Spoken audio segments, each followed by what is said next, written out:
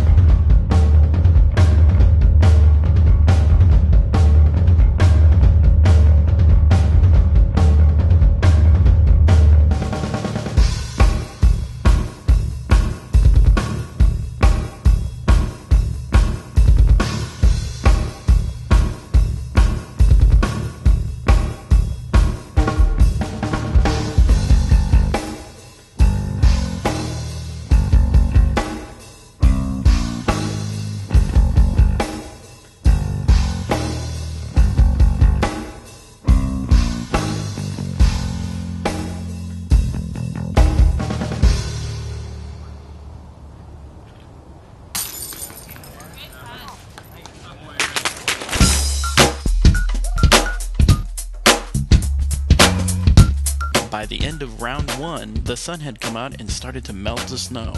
Things got a little bit messy.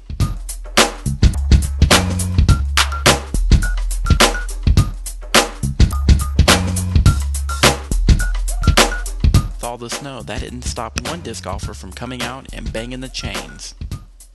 Okay, well, so what's your name? Brandon. And where'd you drive from? Drove from Abilene. And tell us a little bit what happened. Well, got here safe yesterday. On the way this morning, went to avoid another traffic accident and lost control and totaled out my truck. Totaled out your truck, but then I heard like another disc golfer came to save you? Yeah, well, we got another, we actually, a tow truck was right there already, so he towed us all the way up here to nearly the park, and then we made it here in one piece and got to play anyway. So anything for disc golf, huh? Hey, I guess so. As long as it doesn't take your life, it's all right. All right, we're glad you made it, man.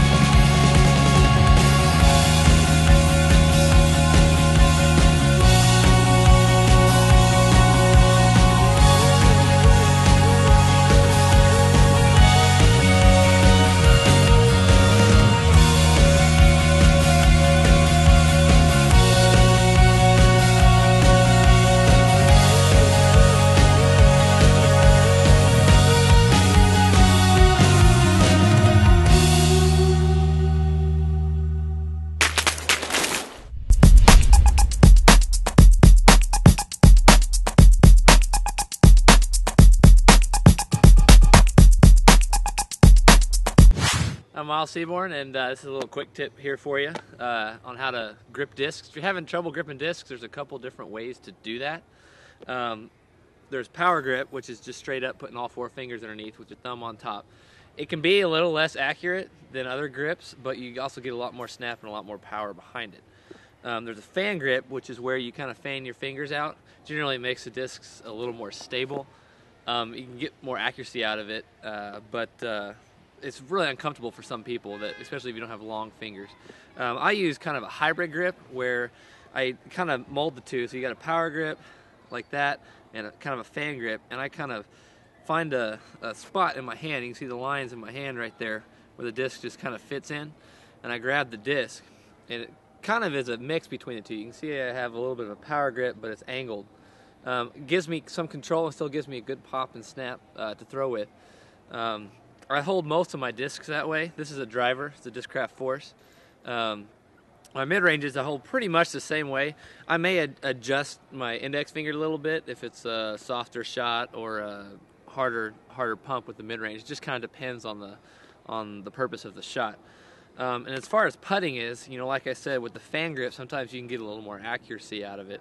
So what I tend to do when I putt is I kind of fan these 3 fingers out, and then I leave my index finger on the rim there. Just allows for a little more stability, a little more control, and hope you guys enjoyed that quick tip.